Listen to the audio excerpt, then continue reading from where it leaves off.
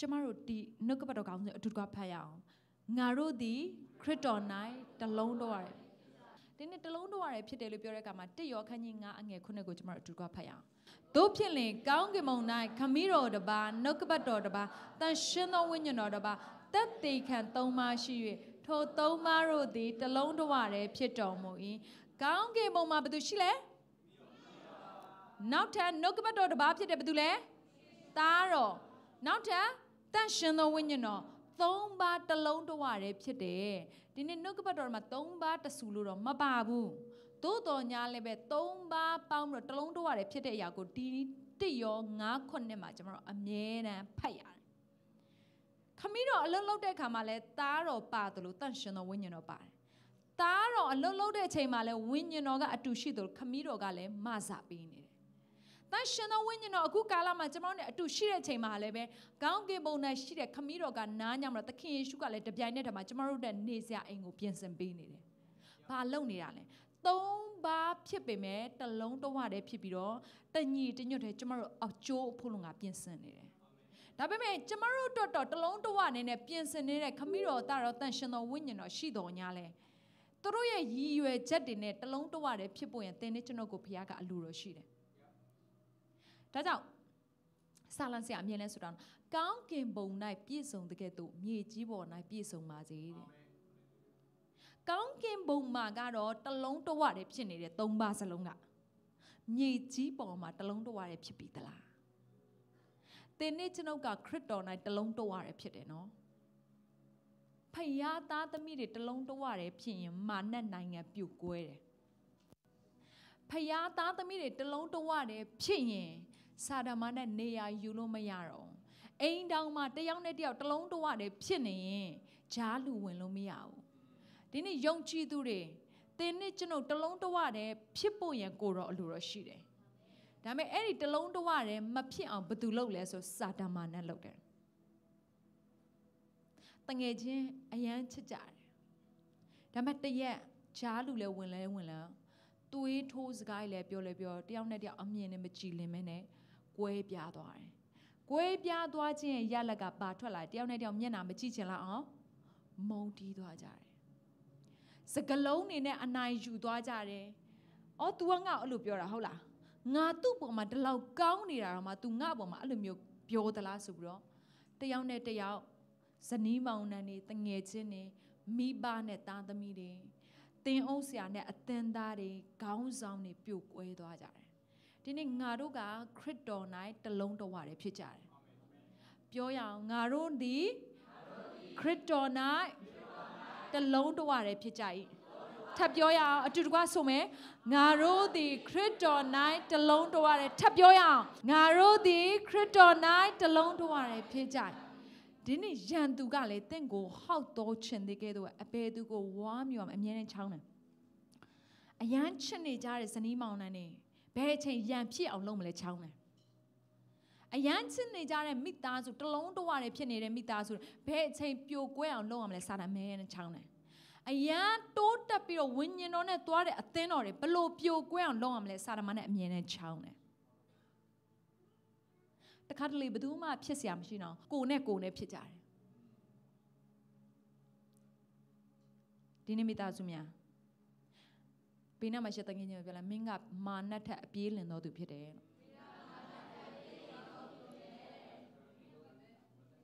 သင်ကမာနတ်ထက်အပြေးလင်တော်သူဖြစ်တယ်အာမင်ဘာဖြစ်လို့လဲသလားကျမတို့ရဲ့ခြေအောက်မှာစာတာမာနတ်ကိုနင်းချရတော့ခွင့်ကခရစ်တော်အပြည့်ရပြီးသားဖြစ်တယ်ဒီနေ့သင်နဲ့ကျွန်ုပ်ရဲ့ဘဝအသက်တာထဲမှာမပြောင်းမလဲပဲချစ်တဲ့သူကဖခင်သခင်ဖြစ်တယ်ဟုတ်တယ်နော်ဒီနေ့ဥပမာအကြောင်းအရာလေးတစ်ခုပြောပြမယ်ကျမနဲ့ဆရာဂျူးဆက်နဲ့အိမ်အောင်မကြခင်ကျမတို့၄နှစ်ကြော်လောက်ရီးစားတက်တန်းဖြစ်တယ်ဒါပေမဲ့ပထမတစ်လကြိုက်ပြီးတော့ဆရာဂျူးဆက်ကဘယ်ရောက်သွားလဲဆိုတော့ဖိလစ်ပင်းမှာကျောင်းတက်ဖို့ရတဲ့2နှစ်ကျောင်းသွားတက်ရတယ်ပြန်လာတယ်ကျမတို့အသင်းတော်တို့အတူတူကပေါင်းဝင်ကြတယ်အစေခံကြတယ်ဒါပေမဲ့ရီးစားတက်တန်းမှာခဏကွဲမလို့တွေဖြစ်ကြတယ်ရီးစားတက်တန်းမှာနောက်ဆုံးဖိတ်စာဝေပြီးတဲ့အချိန်မှာတောင်စကားများကြတယ်မင်္ဂလာဆောင်မှုရန်အတွက်အခက်မသိတာတွေရှိကြတယ်နောက်ဆုံး ကျမကိုအရန်ချစ်တဲ့နော်အမှုတော်ဆောင်တယောက်ဖြစ်တဲ့သင်းဦးဆရာတယောက်ဖြစ်တဲ့စင်ကာပူကဆရာတယောက်ကလည်းဗာပြောလဲဆိုတော့ကျမအဲ့ချိန်မှာအသက်22နှစ်ပဲရှိသေးတယ်အရန်ငယ်သေးတော့ तू ကဗာပြောလဲဆိုတော့ငါသမီးအိမ်အောင်မပြုတ်သေးနဲ့နေကျမ်းသာကြောင့်2နှစ်လိုက်တက်လာအောင်တက်ပြီးတော့မှအိမ်အောင်ပြုတ်ချင်ပြုတ်ဘာဆိုတော့အဲ့ချိန်မှာကျမရဲ့မရင်ချက်ချင်းနေကျမရဲ့ခလေးဆံမှုတွေတီးမခံတဲ့အရာတွေကိုမြင်ရတယ်အများကြီးပေါ့နော်ကျမကတက္ကသိုလ်နောက်ဆုံးနှစ်လည်းဖြစ်တယ်ဆရာကတော့ဘွဲရပြီးသွားပြီကျမတို့2ယောက်စပြီးတော့အိမ်အောင်ပြုတ်တော့မယ်ဟဲ့ဆိုအများကြီးအခက်ခဲရှိနိုင်စရာကိုမြင်တဲ့အခါမှာတားတဲ့အခါမှာဆရာဂျိုးကအဲ့အချိန်မှာဘာပြောလဲဆိုတော့တကယ်တော့ကျမတို့ဖိတ်စာတော့မဝေရသေးဘူးနော်ဒါပေမဲ့အဲ့ဆရာကိုကျမတို့ဘလို့ပြန်ပြောကြလဲဆိုဖိတ်စာတဝက်ဝေပြီးသွားပြီပြောတယ်အဲ့ကျမအဲ့ဆရာကလည်းပြန်ထပ်ပြောဖိတ်စာတဝက်ဝေပြီးသွားလဲကိစ္စမရှိဘူ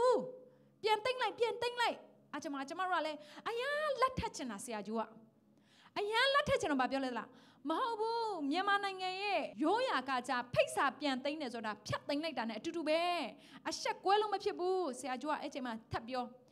ာကျမတော့သိရမလားကိုကျမ်းစာကြောင့်တက်ရမယ်နိုင်ငံခြားမှာစင်ကာပူနိုင်ငံမှာဆိုတော့အရန်ပြောနေတော့သိရမလားမင်္ဂလာလဲစောင့်ညင်လားဆိုတော့စောင့်ညင်တယ်ဘာဖြစ်လို့ဆိုတော့သိရမလားမိန်းကလေးတွေကမင်္ဂလာဆောင်တာအိမ်အောင်ပြုတ်ချင်လို့မဟုတ်ဘူးနော်တချို့ကနားလည်လားမသိဘူးအဲ့လိုဂါဝင်လက်လာလေးဝစ်ချင်တာအဲ့လိုကျမလည်းအဲ့လိုပဲဂါဝင်လက်လာလေးအရန်ဝစ်ချင်တာသူများတွေကကျမခမ်းမရဲဝင်လာဆိုအားလုံးဝိုင်းချီမယ်ဂါဝင်လက်လာလေးနဲ့ဝင်လာမယ်သရိုးသားအဲ့တော့မျက်ရည်မကျပါဘူးဆရာကျိုးကတော့เนาะတချို့ကတော့အခုခေတ်နောက်ပိုင်းကတော့မျက်ရည်ကျတာဟုတ်လေလားမဟုတ်လေလားတော့မပြောသေးကြဘူးเนาะဆိုတော့အဲ့ဒီခါမှာကျမဘာခံစားရလဲဆိုတော့မင်္ဂလာဆောင်ညင်လားဆောင်ညင်တယ်လှလေးဝစ်ချင်တာတပတ်ကလည်းစင်ကာပူမှာကြောင်းတက်ချင်လားကြောင်းတက်ချင်တယ်ဒါပေမဲ့ဆရာကျိုးကမရအောင်အဲ့ချိန်မှာပါလာငါတို့မင်္ဂလာဆောင်မယ်တခါဂျားထဲမှာကျမတို့မင်္ဂလာကိစ္စတွေလှုပ်ဆောင်တဲ့အခါမှာကျမတို့အတော်တွေကျမတို့ရောက်ခမပေါ့ကျမတို့အမိုးရှိမှကျမတို့အကြီးကျယ်စကားများတဲ့အခါတွေရှိတယ်လုံးဝအပေးယူမမျှပဲနဲ့တော်ပြီးမလှုပ်ချင်တော့တဲ့အခါမျိုးကျမအမြဲတမ်းလက်လျှော့တဲ့အခါမျိုးတွေရှိတယ်ဒါပေမဲ့အဲ့ဒီအခါတိုင်းမှာဆရာကလေမဟုတ်ဘူးငါနေကိုယူမှာမဟုတ်ငါတို့ဒီမင်္ဂလာပွဲကိုဖြစ်အောင်လုပ်မှာနောက်ဆုံးကျမတို့တက္ကသိုလ်ဆမဝဲကျမဒီဒုတိယနှစ်ဖြည့်တယ်အဲ့ဒီအချိန်မှာမကြခင်ကျမတို့လက်ထပ်ပွဲအတွက်ပြင်ဆင်တဲ့အချိန်မှာစေးဆက်ပွဲမှာလည်းအမှန်တိုင်းပြောမှဆိုရင်ပြေလဲနဲ့စေးဆက်ပွဲကအဆင့်ပြေသွားတာမဟုတ်ဘူးတစ်ဖက်နဲ့တစ်ဖက်ကဘယ်လိုပြော50-50ပေါ့နော်တစ်ဖက်ကလည်းရှေးရိုးဆွဲငါတို့ကသမီးပေးထားတယ်ဆိုတော့မင်္ဂလာကိစ္စသူတို့အကုန်တာဝန်ရမယ်တစ်ဖက်ကလည်းအမျိုးသားဖြစ်တဲ့သူကလည်းအမှုတော်ဆောင်အတိုင်းဝိုင်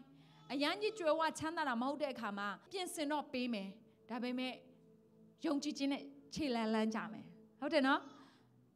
ဒီမှာရှိရမိသားစုများကျွန်မ reality ပြောနေတဲ့အချိန်မှာလေဘယ်ဇနီးမောင်နှံမှပြလဲနဲ့ဖြတ်တန်းခဲ့ရတယ်ဆိုတာမရှိပါဘူးဒါပေမဲ့သိကြတာကဖယားအတူပါရှိရင်လေကောင်းချီးမင်္ဂလာဖြစ်လာတယ်အဓိကကငွေရှိဖို့တက်ဖယားရှိဖို့အရေးကြီးတယ်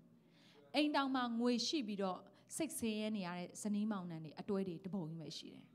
ဒီနေ့ဖယားရှိဖို့ဖြစ်တယ်ဒီနေ့ဖျားရှိရလို့ပြောတဲ့အချိန်မှာအဲ့ဒီအချိန်မှာအဲ့ဒီအကြောင်းအရာလေးကိုကျွန်မဘာလို့ပြန်ပြောပြချင်တာလဲဆိုကျွန်မကမယူတော့ဘူးလက်မထက်တော့ဘူးကျွန်မတို့နောက်ဆုံးကျွန်မအဲ့မှာနာဂစ်ကြောက်ကျွန်မတို့အိမ်မှာမနေရဘဲနဲ့ကျွန်မအဆောင်မှာပြောင်းနေရတဲ့အခါမှာတော့နှစ်ယောက်သားစကားတွေအယမ်းများပြီးတော့တရက်လုံးဝဖြတ်မလို့တွေဖြစ်သွားပြီးတော့လုံးဝကျွန်မလက်လျှော့လိုက်တယ်တော်ပြီငါဒီအိမ်တော်ကိုလုံးဝမပြုတ်တော့ဘူးငါလုံးဝဆရာကျူးဆက်ကိုငါလုံးဝလက်မထက်တော့ဘူးကျွန်မဆုံးဖြတ်ခဲ့တဲ့အရာရှိတယ်ဒါမဲ့လေဆရာကျူးဆက်အယမ်းဇွဲကောင်းတယ်3ရက်လာတယ်4ရက်လာတယ်တစ်ပတ်လာတယ်ကျမလုံးဝအိမ်ထဲကနေအိမ်ပြင်မထွက်ဘူးဘာဖြစ်လို့လဲဆိုအိမ်ပြင်ထွက်ရင် तू ကျမကိုလာမှာတွေ့မှာအကြောင်းလို့ကျမမထွက်ဘူးနောက်ဆုံးကျမမဖြစ်မနေကျမဆာမဝဲဖြေရမယ်ရက်မှာကြတော့မထွက်လို့မရအောင်အဲ့တော့ကျမဘာလုပ်လဲဟဲဟို तू နဲ့ကြော်တော့ငါချမ်းကနေတခြားချမ်းဘက်ကူဖို့အဲ့လိုတော့စဉ်းစားတယ်ပေါ့နော်ဒါပေမဲ့နောက်ဆုံးပြောမယ်ဆိုရင်တော့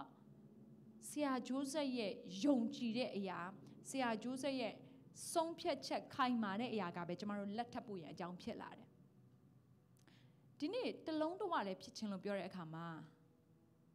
နှစ်ဖက်စလုံးကတယောက်နဲ့တယောက်မယုံကြည်ရင်လေပေါင်းစည်းလို့မရအောင်နောက်ဆုံးတစ်ဖက်ကအယမ်းချစ်ပြီးတော့အယမ်းမဖြစ်မနေလှုပ်ဆောင်မယ်လို့အားကြီးနေရင်တစ်ဖက်ကဘလောက်ပဲရော့ပါပြီးတော့လက်မထက်ချင်တဲ့ဆိုင်နာရှိရင်တော့မှလေအနေနဲ့အများအဲ့ဒီ 50% က100% ဖြစ်လာတယ်ဒီနေ့ဘာဖြစ်လို့ကျမဒီအကြောင်းအရာကိုစူးစမ်းပဲပြောနေရလဲဒီနေ့သခင်ကသူနဲ့တလုံးတဝရဲဖြစ်ဖို့တင့်ကိုအလိုတော်ရှိတယ်ဒီ ဒီနေ့တင့်ဘေးနားမှာရှိတဲ့တင့်ရဲ့နှံရိုးတင့်ဘေးနားမှာရှိတဲ့တငယ်ချင်းတင့်ရဲ့မိဘတင့်ရဲ့ဇနီးတဲ့ခင်မွန်းတဲ့နဲ့အယုံဆုံးတလုံးတဝရဲမဖြစ်ခင်တင့်အယုံဆုံးတလုံးတဝရဲဖြစ်ရမယ့်သူကခရစ်တော်ဖြစ်တယ်ဆရာကျိုးအမြဲတမ်းရှင်းပြတဲ့ဥပမာလေးရှိတယ်တရိကန်လေအပေါ်ဆုံးမှာသခင်ယေရှု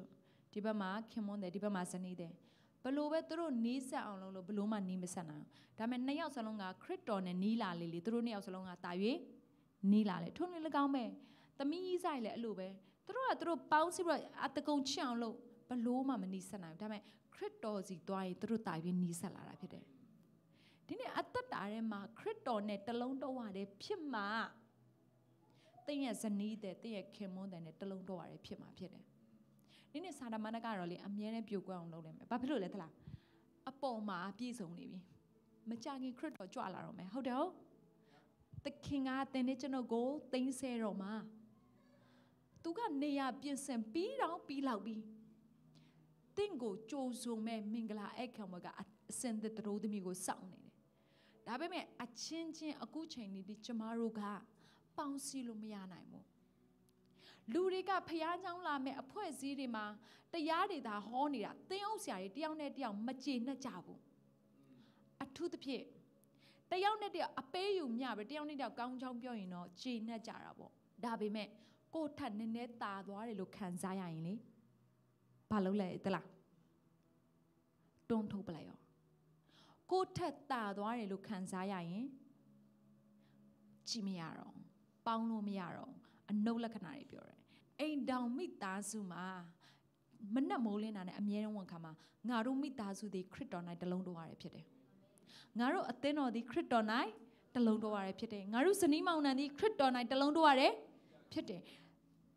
အပြင်ရဲ့အမူအရာတွေကတော့တယောက်နဲ့တယောက် Facebook ပေါ်မှာတင်အရန်ချစ်ကြသလိုလိုမိသားစုတွေအရန်စီးလုံးကြသလိုလိုတရားတွေဟောနေမသိရင်ပဲကောင်းကင်နိုင်ငံတော်ကြီးကဒီအရှိမကြလာသလိုလိုပဲ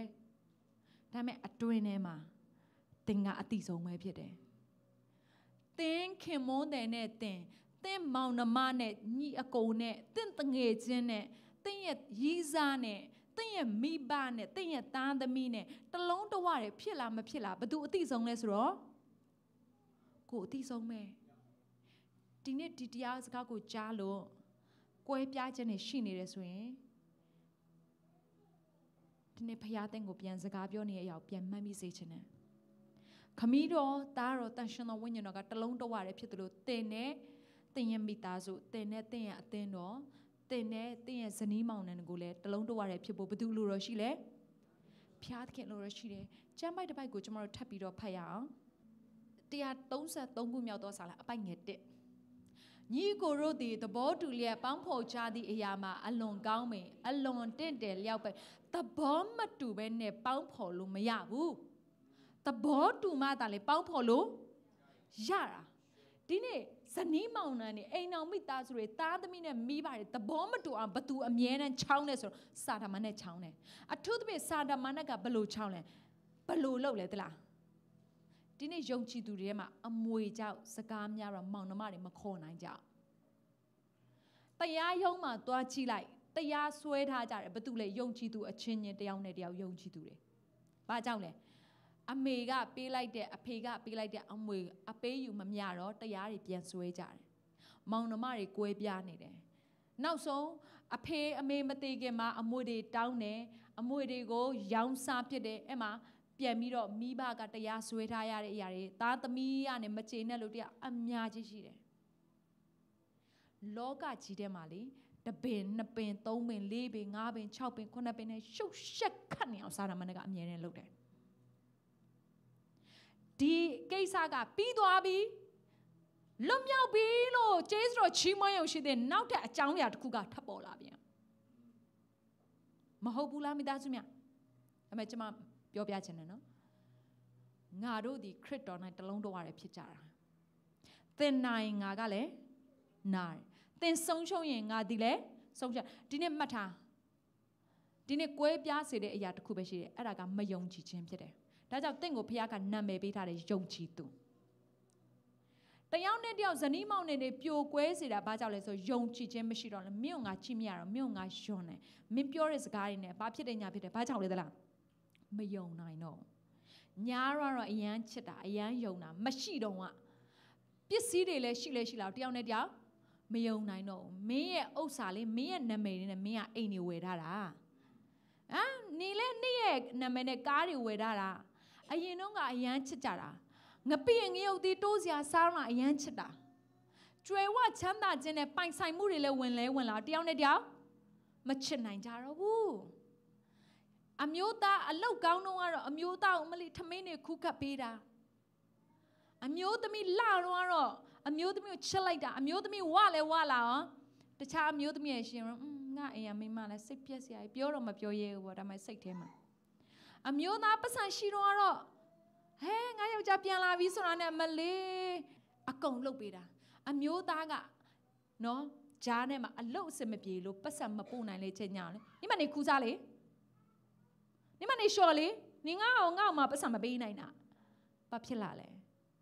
တယောက်နဲ့တယောက်သဘောမတူနိုင်တော့ဘူးတလုံးတော်ရတယ်မဖြစ်နိုင်မဲနဲ့ကိုယ်ပြခြင်းဘာကြောင့်လဲမယုံကြည်ခြင်းကြောင့်ဒါကြောင့်ဘိန်းထဲမှာရှယ်တငယ်ချင်းပြောလိုက်မင်းအထက်ကမယုံကြည်ခြင်းကိုဖယ်ထုတ်လိုက်ရအောင်ယုံကြည်ခြင်းဆိုတာလှုပ်ယူလို့မရအောင်မိသားစုများဖျားလှုပ်ပေးမှရတယ်ကျွန်တော်လူတယောက်ရဲ့အကြောင်းကိုဖတ်ရအောင်ကပောက်ကန်းငါအငယ်21နဲ့22အေးနောက်သည်အသက်65နှစ်ရှိသောသားမတုရှလကိုမြင်လေ၏မတုရှလဖွားမြင်သောနောက်အေးနောက်သည်အနှစ်300ပတ်လုံးဖျားသခင်နှင့်အတူသွားလာ၍သားသမီးများကိုမြင်လေ၏အသက်နှစ်ပေါင်းဘယ်လောက်လဲ365နှစ်365ဆိုတော့365တင်တနေရာမှာတွေ့ဘူးလားတနှစ်မှာ365အေးနောက်ကတဲ့သူအသက်ရှင်တာဘယ်နှစ်ရှိလဲ365နှစ်လုံးလုံးသူဘသူနဲ့သွားလဲအေးနောက်ဒီဖယားသခင်နဲ့အတူသွားလာ၏ကဲကျေးဇူးပြုဆရာကျိုးဆက်ခဏ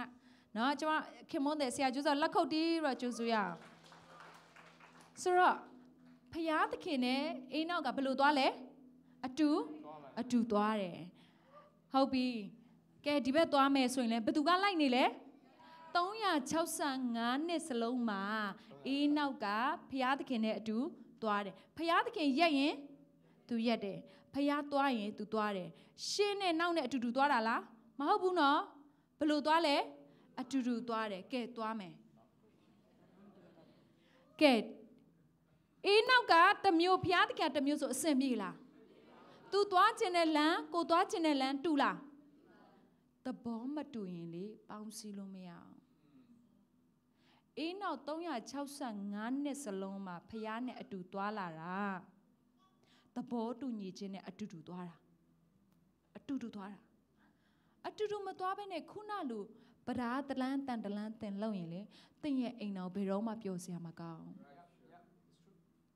ထို့နေလေကောင်းမဲ့ဖယားနဲ့သင်တလုံးတဝရင်မသွားလာရင်လေသင်သက်တာပျော်စရာမကောင်းဝိညာဉ်တော်ဘုရားသင်ကိုစကားပြောပါစေ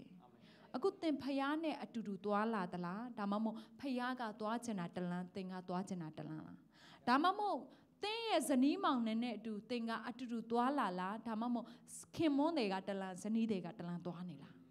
မိသားစုကမိဘကသွားချင်တာတစ်မျိုးသင်ကသွားနေတာတလန်းဖြစ်နေလားအဲ့ဒါဆိုတော့ဘယ်တော့မှခရီးကရောက်မှာမဟုတ်ကဲသွားပါအောင်ဆရာကျိုးဟိုဘက်သွားကျမဒီဘက်သွားရောက်မလားဘယ်မှာပဲရက်နေမှာလဲဒီမှာပဲအတူတူသွားမှဘာလို့ရမှာလဲခရီးကလို့ရရောက်မှာဖြစ်တယ်လက်ခုပ်တရားအောင် thank you ဒါလည်းဒီနေ့တလုံးတဝတယ်ဖြစ်တယ်လို့ပြောရင်သွားတဲ့လမ်းကြောင်းတူဖို့လိုအပ်တယ်ငါသွားချင်တာတစ်မျိုးဖယားသွားချင်တာတစ်မျိုးငါသွားချင်တာတစ်မျိုးငါခင်မွန်းတဲ့သွားချင်တာတစ်မျိုးဆိုဘယ်တော့မှကျမတို့အောင်မြင်မှာမဟုတ်ဘူးတရှင်တော်ဝိညာဉ်တော်ဘုရားသင်တို့ကိုစကားပြောပါစေ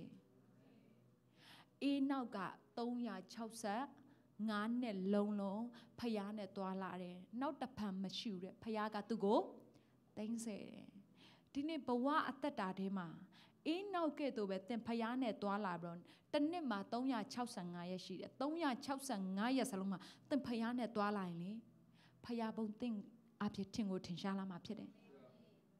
ဒီနေ့ကျွန်မရဲ့အသက်တာထဲမှာငါတို့ဒီခရစ်တော်၌တလုံးတဝတည်းဖြစ်ကြတယ်လို့ပြောတဲ့အခါမှာအမြဲတမ်းစိတ်ဝင်ကွဲအောင်သွေးဝင်ကွဲအောင်တယောက်နဲ့တယောက်မခေါ်ချင်အောင်တငယ်ချင်းနဲ့အမျက်မုန်းချိုးအောင်အသင်းတော်တွေပြိုကွဲအောင်တင်းအောင်ဆရာတွေမတက်အောင်ဘသူအမြဲတမ်းလုပ်နေလဲဆိုတော့စာတမန်နဲ့လုပ်နေတယ်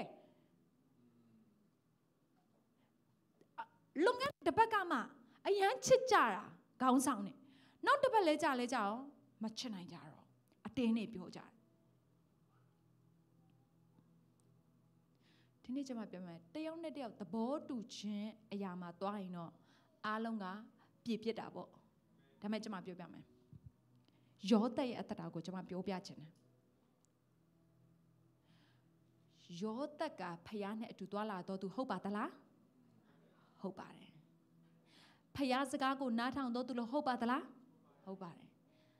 နောက်ဆုံးသူ့ဘဝအသက်တာမှာသူဖယားနဲ့တွားရင်နဲ့ပဲကျွင်းနေကြတယ်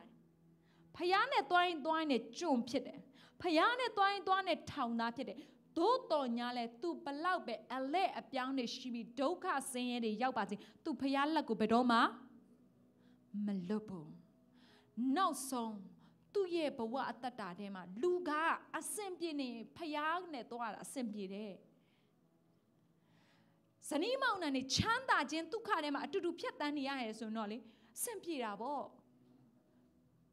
တတ်မှတ်ခြင်းတွေဝင်လာတာလားဒါမှမဟုတ်ဆင်းရဲခြင်းတွေဝင်လာအဲ့ဒီအလက်အပြောင်းလေးတွေမှာဘာဖြစ်သွားကြလဲဆိုတော့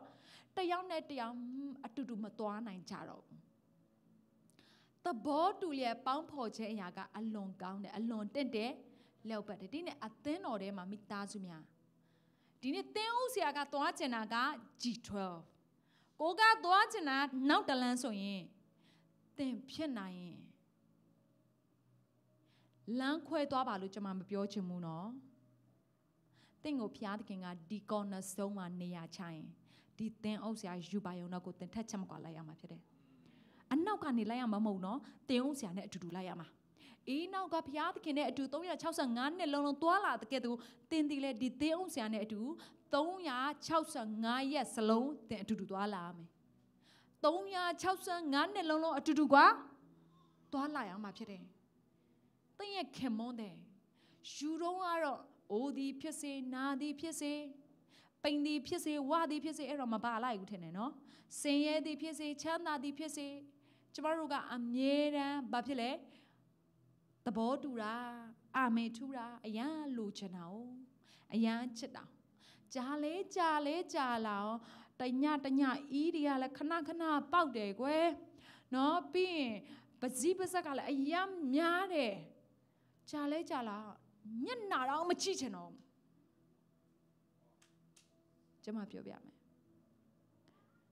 ဗဒေညင်ဆိုတဲ့အရာနဲ့လက်ထက်စာချုပ်မှာလက်မှတ်ထိုးတာနဲ့မတူဘူးနော်ယုံကြည်သူမှာလက်ထက်စာချုပ်မှာကွဲလို့ရတာမရှိပါဘူးဘာကြောင့်လဲသိလားဗိမာန်တော်ထဲမှာမင်္ဂလာဆောင်ပြီးတော့ကျမတို့အာမင်သဘောတူပါတယ်သူ့ကိုကျမတို့ယူဖို့ရလက်ခံပါတယ်လို့ပြောတဲ့နေ့ကသင်ကလက်ထက်စာချုပ်မှာမထိုးခင်ကတည်းကဖျားရှင်ရှိမှာသင်ကဗဒေညင်ပြုလိုက်တာဖြစ်တယ်ဗဒေညင်ဆိုတဲ့အရာကသင်နဲ့သင်ရဲ့ခင်မွန်းတယ်သင်နဲ့သင်ရဲ့ဇနီးတယ်ပဲမဟုတ်ဘူးဘသူပါနေလဲဆိုဖျားသခင်ပါနေတယ်ဒီနေ့သမီးစားတွေလူငယ်တွေသင်နဲ့သင်မိဘကပေါင်းစည်းထားတာဖျားရဲ့အချင်းအရာကြောင့်ဖြစ်တယ်ဟာဒီမိဘကွာယူနေတာငါမိဘမဖြစ်ချင်ရလားဒီမိဘကွာတောင်းစားနေတဲ့တဒေါင်စားငါမိဘမဖြစ်ချင်ပြောလို့ရလားဒီမိဘပညာရည်ချင်းကလည်းမရှိဘူးစကားလည်းရမ်းချမ်းချမ်းနန်းနန်းပြောတယ်ဆဲလေးဆက်တဲ့တော်ပြီကွာငါမိဘမဖြစ်ချင်တော့ဆိုရလားမရဘူးဒီနေ့မိသားစုများဒီနေ့နှုတ်ကပတ်တော်ကိုနားလည်နိုင်ဖို့ဝိညာဉ်တော်ဘုရားတင့်ကိုဖွင့်ပြပါစေကျမတို့ကဖျားသခင်နဲ့ချိတ်ဆက်ထားသလိုကိုယ့်ရဲ့ခင်မွန်းတဲ့ကိုယ့်ရဲ့ဇနီးတဲ့ကိုယ့်ရဲ့မိဘကိုယ့်ရဲ့သမီးစားတာမှာတငယ်ချင်းအသင်းတော်နဲ့သင်ကချိတ်ဆက်ထားတဲ့လက်မှတ်တစ်ခုကြောင့်မဟုတ်ပါဘူးပဋိညာဉ်ကြောင့်ဖြစ်တယ်ဒါကြောင့်အသင်းတော်တစ်ခုကိုကျမတို့ရွေးချယ်တက်ရောက်တော့မယ်ဆိုရင်အရင်ဦးဆုံးဘုရားကိုမေးပါဒီအသင်းတော်ဒီလူဒီ ဒီတိုင်းနိုင်ငံသည်ဖယားငါကိုထားတာမှန်ရဲ့လား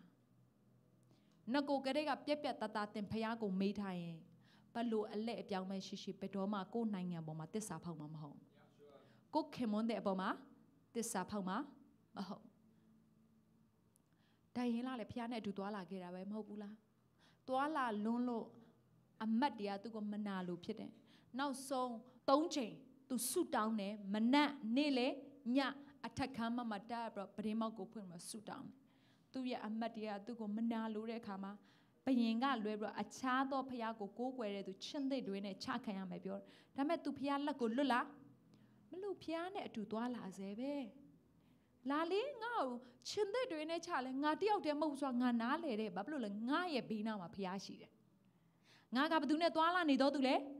ဖယားနဲ့အတူသွားဒါကြောင့်ငါဒီဖယားနဲ့တလုံးတော့ရတယ်ဖြစ်ဘယ်ရန်သူကမှငါတို့ချားရဲဝင်လို့မရအောင်အဲ့ဒီအခါမှာချင်းသိတွေနဲ့ရောက်တယ်သူအသေးခံရလားအသေးမခံအောင်သူ့အကျင့်ပုတ်တဲ့သူတွေကမြေတို့တောင်မကြပဲနဲ့ချင်းသိစွာစားခံရပြဿနာမရှိဘူးအခက်ခဲမရှိဘူးလို့ယုံကြည်သူထဲမှာကျမတရားဘတော်မှမဟုတ်အဲ့ဒီခက်ခဲတွေကပဲတင့်ကိုဖျားနဲ့တာပြီးဖတ်ရန်တက်ဖို့ဖြစ်လာတယ်အဲ့ဒီဘဝရဲ့အလဲအပြောင်းတွေကပဲအသင်းတော်ကိုတာပြီးချစ်ဖို့ရန်အကြောင်းဖြစ်လာတယ်အဲ့လိုတွေးကြုံရတဲ့အခက်ခဲတွေကပဲတင်းနဲ့တင့်ခင်မွန်းတဲ့ကိုပေါင်းစည်းဖို့ရန်ပို့ပြီးဖြစ်လာတာဖြစ်တယ်တင်းရဲ့သားသမီးတွေကိုပို့ပြီးမြစ်တာထားနိုင်တာဖြစ်လာတင်းရဲ့တငယ်ချင်းကိုပို့ပြီးကိုချင်းစာလာတာဖြစ်ရမယ်ဒါပေမဲ့ကျမတို့ကအဲ့လိုမဟုတ်ဘူးသမီးကြီးစားဆိုလက်ဆောင်လေးတွေပေးနိုင်တော့ပြောနေရပါကိုသွားကျန်တဲ့နေရာလေးတွေဟိုကလက်ထက်ခံပြီးတော့အလုပ်တွေလို့ပတ်စံနေလဲရှာကိုကိုလည်းအချိန်မပေးနိုင်အောင်အဲ့ဒီကမှဘာဖြစ်လဲနေငါ့ကိုအရင်လိုစာတွေမပို့တော့ဘူးနေအရင်ငါ့ကိုဖုန်းတွေမဆက်တော့ဘူးဒါကြောင့်နေငါ့ကိုမချစ်တော့ဘူးတော်ပြီးငါနောက်တစ်ယောက်တွဲမယ်ဆိုတော့ဘာလုပ်ခဲ့ကြလဲထားခဲ့ကြငါတို့ဒီခရစ်တော်၌တလုံးတဝရဖြစ်တယ်လို့ပါဇက်ကကျမတို့ပြောတဲ့အခါမှာပါဇက်ပဲမဟုတ်ဘူးသေသည့်အထိတလုံးတဝရဖြစ်ရမှာဖြစ်တယ်ဘလို့အခြေအနေလဲသိလားယောသက်ကလေဖယားငါနဲ့တလုံးတဝရရှိတယ်ငါနဲ့ဖယားတလုံးတဝရဖြစ်တယ်ဆိုတဲ့အရာကိုအဖေစီမှာနော်ဝတ်စုံရောင်စုံကာလာနဲ့ဝတ်တဲ့အချိန်မှာပဲတလုံးတဝရရှိတယ်လို့ तू ခံစားရတာမဟုတ်ဘူး तू ရောင်စားခံရပြီးတော့ကြုံဖြစ်သွားတဲ့အချိန်မှာလဲငါနဲ့အတူဖယားကတလုံးတဝရရှိနေစေအမတ်ရဲ့ဇနီးတဲ့ကိုမမရင်တဲ့ကြောက်ချခံရပြီးတော့ထောင်ထဲရောက်တဲ့ချိန်မှာလဲငါနဲ့ဖယားကတလုံးတဝရဖြစ်တယ်အာမင်ဘယ်တော့မှဖယားကငါ့ပေါ်မှာတစ္ဆာဖောက်မှာမဟုတ်ဘူးငါကလည်းဖယားပေါ်မှာတစ္ဆာဘယ်တော့မှမဖောက်ဘူးအစင်ပြေနေအားလုံးက okay နေတယ်တတ်မှတ်ခြင်းနဲ့ဝင်လာပြီးမောင်နှမတွေထဲမှာကြွယ်ဝခြင်းဟာအဖေကလေတဲ့ဟာဟိုမှာတာကြီးကိုတော့အိမ်တစ်လုံးပေးတယ်ငါ့ကိုကြတော့ကျန်ကားတစ်စီးပဲပေးတယ်တကယ်အိမ်နဲ့ကားနဲ့ကြတော့အိမ်ကပိုတန်မိုးရှိတယ်အဲ့မှာဘာဖြစ်လာတာလဲခွဲပြားခြင်းနဲ့ရောက်လာတယ်တမန်တတိရှိပါရန်သူကသင်တို့ကိုအမြဲတမ်းချောင်းမြောင်းနေတယ်ယုံကြည်သူတွေအိမ်အောင်ခွဲအရင်ပြောတာဘာဖြစ်လို့လဲတလားပြောတော့နေတော့လေဖယားတဘိုးတင်တော်မူသောအရာကိုလူမခွဲမခွာစေနဲ့ကြည်စားဖယားရှေးမှာတော့မလီအာရပါရပျော်ပျော်ရွှင်ရွှင်ဂတိသစ္စာဝတ်တွေပြုဗရေညင်တွေပြုလက်ထက်ကြတယ်တကယ်လေးကြလဲကြောက်ကြည့်ငါနည်းနည်းလေးပဲတက်မှတ်ချင်းထည့်ပေးရသေးတယ်ငါနည်းနည်းလေးပဲစင်ရဲချင်းထည့်ပေးရသေးတယ်ဘာဖြစ်သွားလဲပြိုကွဲသွားတယ်ယောဘကြည့်လေအမျိုးသမီးသူ့ရဲ့အမျိုးသမီးကဘာပြောလဲနင့်ဖယားကိုနေချိန်ဆပြီးတော့တေးလိုက်တော့သူ့ယောက်ျားတထေးဖြစ်တော့မလေးယောက်ျားရဲ့ဘာဖြစ်တယ်ညာဖြစ်တယ်ပေါ့ယောက်ျားဟိုမှာအနက်စိမ့်တွေတကိုယ်လုံးလဲပေါက်သားသမီးတွေလဲသေဥစ္စာပစ္စည်းလဲမရှိတော့ဘာပြောလဲအနစ်ဖယားအောင်နေချိန်ဆပြီးတေးလိုက်တော့စဉ်းစားကြည့်နော်မိသားစုများတလုံးတဝတယ်ဖြစ်ဖို့ရန်အတွက်တင့်ကိုနောက်ဆက်နေတဲ့အရာကမယုံကြည်ခြင်းဖြစ်တယ်နော်အဲ့ဒီမယုံကြည်ခြင်းတွေကိုကျွန်တော်တို့အားလုံးဒီနေ့ဒီအချိန်မှာခရစ်တော်နဲ့တူလက်ဝါးကားတိုင်းမှာရိုက်နှက်ပြီးတော့အသေးခံရအောင်အာမင်မယုံကြည်ခြင်းနဲ့ရှိလိမ့်မယ်ဘာဖြစ်လို့လဲသလားဘာကြောင့်မယုံကြည်လဲသလားမယုံကြည်ခြင်းကလည်းချက်ချင်းဖြစ်လာတာမဟုတ်ဘူးတရက်နည်းနည်းဒီအမျိုးသားဖောက်ပြန်မယ်ဆိုတဲ့အရာကိုအရင်ဆုံးပြောအရင်တော့လို့ဖုန်းတွေသွားစစ်ပြီးဆိုရင်ဘာမှဖြစ်ဘူးအခုနောက်ပိုင်းဖုန်းလေးကြသုံးပြီးဆိုရင်မပြီးသေးဘူးလားဖုန်းအမစလာပြီငါယောက်ျားကဘာဖြစ်လို့ငါဖုန်းဆက်တာကိုမကြိုက်တာလဲသူ့မှာနောက်ထပ်အမျိုးသမီးရှိနေပြီလားစလာပြီဖုန်းနေလာပြီဆိုယောက်ျား သွားပြီးတော့ခါလိုက်လို့မျိုးသူ့ဘေးနားမှာမပြောတော့ဘူးအပြင်မှာဖုန်းတွေသွားပြောပြီးဆိုတော့ဟာငါယောက်ျားကအပြင်မှာခြားမျိုးသမီးရှိပြီလားပို့ဆိုးပြီးနောက်ဆိုရင်အမျိုးသားကအခန်းထဲကိုစောမရောက်တော့ဘူးအပြင်မှာပဲညတွေမှာအကြာကြီးနေတယ်ည12နာရီလောက်ထိဧကန်းမှာပဲနေတယ်ဖုန်းသုံးတယ်သူ့ဘာသူနေပြီဆိုသွားပြီးဇနီးတွေကအပါတွေးဝင်လာမလဲငါယောက်ျားကတော့ငါမသိတဲ့အခြားအခြေအနေမှာအမျိုးသမီးတရားရောနဲ့စကားပြောနေပါတန်တရားအဲ့ဒီမယုံကြည်ခြင်းဆိုတာလေနေ့ချင်းညရဒိန်းဆိုမဖြစ်လာအောင်နော်တဖြည်းဖြည်းနည်းနည်းဆိုပြီးဖြစ်လာ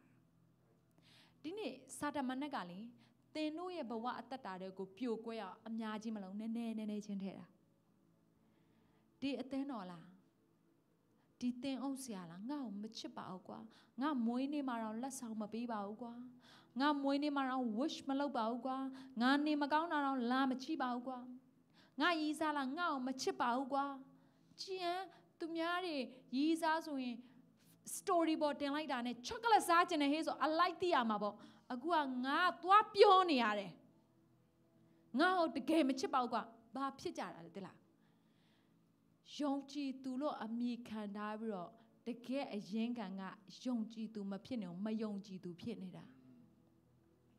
မယုံကြည်သူလို့ပြောတပါအမျိုးသားတွေကိုပဲသွားမကြည့်နဲ့သင်ကိုယ်တိုင်လည်းဖြစ်နေတာဖယားကသင်ကိုဘယ်လိုခေါ်လဲသင်ဘာဖြစ်နေလဲမယုံကြည်သူနောက်ဆုံးလေသူများမပြောနဲ့ကိုတောင်ကိုယုံလားမယုံဘူးအခုတော့ဒီလူကိုအရန်ချစ်ခဏလေးနေလဲကြာမချစ်နိုင်တော့တကယ်နော်ငယ်တော့ဆိုလေကျမတကယ်ပြောတာဆရာဂျိုးဆက်ကကျမရဲ့ဦးဆုံးရည်စားဖြစ်တယ်နော်သို့တော်ညာလဲငယ်တော့သိရမလားလိုက်ကြိုက်တဲ့ကောင်လေးတွေရှိတယ်လိုက်ကြိုက်တယ်ဆိုသူတို့ကလည်းကြိုက်ကိုလည်းကြိုက်တယ်ဘာလို့ကြိုက်လဲသလားကျမအခန်းထဲမှာစာအတော်ဆုံးကောင်လေးဆိုအရန်ကြိုက်တယ်ချောတာမချောတာပထားနော်ဒါကျမရဲ့ဘီရင်ပေါ့နော်ဒီအခန်းထဲမှာအရန်တော်တယ်တီငိမ့်နေတတ်တယ်စကားမပြောဘူးဆိုကျမကြိုက်ပြီဆရာဂျိုးဆက်ကိုကျမဘာလို့ကြိုက်လဲသလားမေးကြည့်သူများမိန်းကလေးသူတခွန်းစကားတော့ပြောရင်သူလည်းနှစ်ခွန်းသုံးခွန်းမပြောနဲ့တခွန်းအောင်ပြန်မပြောအဲ့ဒါကြောင့်ကျမသူ့ရွေးချယ်တာအမေအခုညားတော့မှစကားနည်းနည်းများတက်လာအရင်တော့တကယ်ပြောတာမဆရာဂျိုးဆက်ကိုဆိုလေအာဂျီမာတွေပေါ့နော်အာဂျီမာဆိုကျမတဲ့အသက်ကြီးကျမအာဂျီမာလို့နာမည်ပေးလိုက်အဖွားကြီးတွေပေါ့သူ့ရဲ့တစ်တာထဲမှာရီးစားစာတွေသွားထည့်ပေးကြတယ်သူ့ကိုတကယ်ကြိုက်တယ်အဲ့လိုမျိုးဒါမဲ့သစ္စာရှိပါတယ်နော်ဆရာကျိုးကသစ္စာရှိတယ်ကျမရဲ့ဘဝအသက်တာထဲမှာဖခင်ကကျမကိုတဖြည်းဖြည်းဆွဲခေါ်လာတယ်ဒီနေ့သင်တို့ကိုလည်းဖခင်ကဆွဲခေါ်နေတယ်ယုံကြည်ခြင်းအရက်စီဘယ်အချိန်မယုံကြည်ခြင်းတွေဝင်လာလဲသိလားသင်ရဲ့အထဲမှာဖခင်ကလွယ်ပြီးတတ်မှတ်ခြင်းတွေဝင်လာတယ်ဆရာဂျိုးဆက်မနက်ကတရားဟောတာပါတယ်သူလေအဲ့ဒီ So East ကားကိုလေတကယ်ကိုရီးယားဟုတ်တယ်နော် So East နော်အဲ့ဒီတို့ကားတိုက်ခံ So East ရဲလေချစ်တာတကယ်ပြောတာဒီထဲမှာရှိရတော့တရက်3ချိန်ကားဆေးလားမဆေးဘူးမလားဆရာဂျိုးဆေးတယ်တရက်မနက်ထိုင်တစ်ခါဆေးတယ် polish တင်တယ်နောက်ဆုံးတကားကိုကျွေးဖွင့်လိုက်တယ်မလားကျမအသင်းသားတွေခေါင်းဆောင်တွေကြိုပြောရတယ်ကားပေါ်တိုင်းဘယ်တော့မှပေါင်မနေနဲ့နော်ခွာနေतू ကဘောင်လေးတက်နေမိပြီဆိုတာနဲ့လေလူတစ်တရားမသိကွယ်ဘောင်ဆိုတာနင်းမို့ပဲမဟုတ်ဘူးလား तू ကလေပြင်ဒါလေမဟိုတယောက်ဆိုတာနဲ့အချက်ပြကိုကတိလိုက်ပြီငါယောက်ျားကတော့ဘောင်နင်းတာမကြိုက်ဘူး तू အရန်ချက်တာမိန်းမထက်တောင်ကားကိုပူချစ်တာတကယ်ညဆိုရင်2နိုင်3နိုင်လောက်နေ့တိုင်းကားစီးတယ်မယုံရင်မကိုဝါတော့မအဲလက်စတိုမေးသူတို့ကကျမတို့ရဲ့အပေါ်ဓာတ်တွေနေတာတကယ်ပြောတာနော်ဒါပေမဲ့ဆရာပြောလို့ကျမပြောပြတာပါဆရာကိုယ်တိုင်ကဖျားထက်ကားကိုပိုချစ်တဲ့ကမှာ accident ဖြစ်ပြီးတော့အဲ့ဒီကားကိုဖျားသိမ်းပလိုက်ကောဒီနေ့ဘဝအသက်တာထဲမှာလေသင်ကဖျားနဲ့တလုံးတော့ရတယ်မဖြစ်ပဲနဲ့သင်ရဲ့ရီးစားနဲ့တလုံးတော့ရတယ်ဖြစ်ဖို့ကြိုးစားရင်ကွဲတတ်တယ်ဖျားနဲ့တလုံးတော့ရတယ်ဖြစ်ဖို့မကြိုးစားပဲနဲ့အခြားသောလောကအရာနဲ့သင်ကတဟဇာတာအယံဖြစ်လာရင်လေသင်စနီးမောင်နှံတွေကွဲတတ်တယ်တမတတိရှိအောင်အာမင်ဒီနေ့ကျမရဲ့အသက်တာထဲမှာကျမအမြဲတမ်းဝန်ခံခြင်းနဲ့ဒီနေ့ online မှာကြည့်တဲ့သူ on-site မှာကြည့်တဲ့မိသားစုများကျမတို့ဒီခရစ်တော်၌တလုံးတော့ရတယ်ဖြစ်ကြတယ်ဘယ်တော့မှကျမတို့မိသားစုကိုပြိုကွဲအောင်သူလုံးလို့မရအောင်အာမင်ဘယ်တော့မှအဝန်မခံနဲ့ဖယားနဲ့ကျမတို့တပေါင်းတစည်းတည်းဖြစ်နေတဲ့၍ဇနီးတဲ့ဒီကျမတို့ကိုနားအောင်နားလည်မှာဖြစ်တယ် အဲ့ဒီမယုံကြည်ခြင်းတန်တရားတွေအခုဝိညာဉ်တော်အဖြစ်ကျမတို့အထက်ကနေဝိညာဉ်တော်ကိုနေရာပေးအောင်ယုံကြည်သူလို့ပြောနေပေမဲ့လေမယုံကြည်နိုင်တာဘယ်သူတွေပဲလဲသိလားကျမပဲတင်မဲလူတွေကနီးကပ်စွာနေမှတယောက်နဲ့တယောက်ချစ်ကြတာတယောက်ကနိုင်ငံခြားတယောက်ကမြန်မာနိုင်ငံမှာဆိုလေကြာနေဘာဖြစ်လဲသလားမယုံကြည်နိုင်နေရလေဟိုကောင်လေးနဲ့လေဟိုတက်ပုံလေးရိုက်ထားတယ်နော်အနည်းနဲ့အများဘာဖြစ်လာလဲတန်တရားဝင်တယ်ကျမပြောပြမယ်ငါတို့ဒီခရစ်တော်၌တလုံးတဝရဖြစ်ကြတယ်လို့ပြောရင်လေသင်ဘယ်မှာပဲရှိရှိသင်ဖျားနဲ့သွားရင်သင်ရဲ့အထက်မှာဖျားရဲ့ယုံကြည်ခြင်းကရှိတယ်သင်သူ့ကိုယုံပေးနိုင်တယ်ဘာကြောင့်လဲသလားသင်ယုံကြည်နိုင်တာမဟုတ်ဖျားရဲ့ယုံကြည်ခြင်းကသင်အထက်မှာရှိနေလို့ဖြစ်တယ်ဒါကြောင့်အခုဒီထဲမှာရှိတဲ့လားတဲ့မိသားစုထဲမှာတန်တရားတွေမယုံကြည်ခြင်းတွေရှိတယ်ဆိုရင်ဒီနေ့အားလုံးဖျားရှင်မှာကျွန်တော်တို့အားလုံးချရအောင်အမြင်တွေအတန်တွေပြောတဲ့အရာတွေအခြေအနေတွေကြောင့်ကွဲပြားဖို့ရင်မရွေးချယ်ပါနဲ့ဒီနေ့ယုံကြည်နိုင်မှုဝိညာဉ်တော်ဘုရားသင်ကိုမဆာပေးနိုင်တယ်ဟေရှာယခန်းကြီး55အငယ်8နဲ့9ထာဝရဘုရားမိန့်တော်မူသည်ကငါ၏အကြံစီသည်သင်တို့၏အကြံစီနှင့်မတူငါ၏အကျင့်သည်လည်းသင်တို့၏အကျင့်နှင့်မတူမိုးကောင်းကင်သည်မြေကြီးမြင့်မြင့်တဲ့ကဲ့သို့ငါ၏အကျင့်သည်သင်တို့၏အကျင့်ထက်၎င်းငါ၏အကြံစီသည်သင်တို့အကြံစီထက်၎င်းတာ၍မြင့်ဒီနေ့ဖခင်ရဲ့အကြံစီကသင်ထက်တာ၍မြင့်တယ်ဘယ်နှယောက်ကတာ၍မြင့်တဲ့ဖခင်ရဲ့အကြံစီတော်ထဲမှာသင်သွားခြင်းလဲအေးနောက်ကဲ့သို့ပဲသင်ရဲ့ဘဝအသက်တာထဲမှာဖခင်နဲ့အတူသွားလာရင်အဲ့ဒီမြင့်ရာအရက်ကိုဖခင်ကသင်ကိုဆွဲခေါ်သွားမယ်အာမင်ဖခင်ကသင်ကိုမြင့်ရာအရက်ဘာဖြစ်လို့ဆိုတော့ဖခင်ကအမြင့်မှာပဲနေတယ်ဖခင်ကမြင့်မာတဲ့အကြံစီသင်ထက်ကောင်းတယ်အဲ့ဒီအကြံစီထဲမှာသင်မနေခဲ့ပါနဲ့အောက်မှာပဲမနေခဲ့နဲ့ဖခင်ရဲ့မြင့်ရာအကြံစီတွေကိုကျွန်တော်တို့လိုက်ရအောင်ဘဝရဲ့အနေမြင့်နဲ့အတက်ကြရရှိမယ်ခက်ခဲခြင်းတွေရှိမယ်တာယာခြင်းတွေရှိမယ်ဘလို့ပဲရှိရှိဖခင်နဲ့ကျွန်တော်တို့ကတလုံးထုတ်ရတယ်ဖြစ်ပြီးသားဖြစ်တယ်ယေရှုခရစ်တော်ကိုသင်ကမိမိကယ်တင်မှရှင်အရှင်သခင်ယုံကြည်တဲ့နေ့ကစပြီးသင်ကဘု து သားသမီးဖြစ်ပြီလဲဘု து သားသမီးဖြစ်ပြီလဲဝိညာဉ်တော်ကသင်ကိုဘာလုပ်ပြီလဲတစိတ်ခတ်ပြီသင်ကဘသူနဲ့ဆိုင်လဲသင်ကဘသူနဲ့ဆိုင်လဲအဲ့ဒီဖယားနဲ့ဆိုင်ရင်မယုံကြည်ခြင်းကဖယားစီကမလာဘူးတန်တရားတွေကဖယားစီကမလာဘူးယုံကြည်သူလို့သင်ကိုနာမည်တက်ထားတဲ့ကယုံကြည်နိုင်မှုရဲ့အဲ့ဒီယုံကြည်တဲ့အရာကဖယားစီကလာတာဖြစ်တယ်ဒါကြောင့်ဒီနေ့ဖယားနဲ့ကျွန်တော်တို့အတူကပြန်သွားရအောင်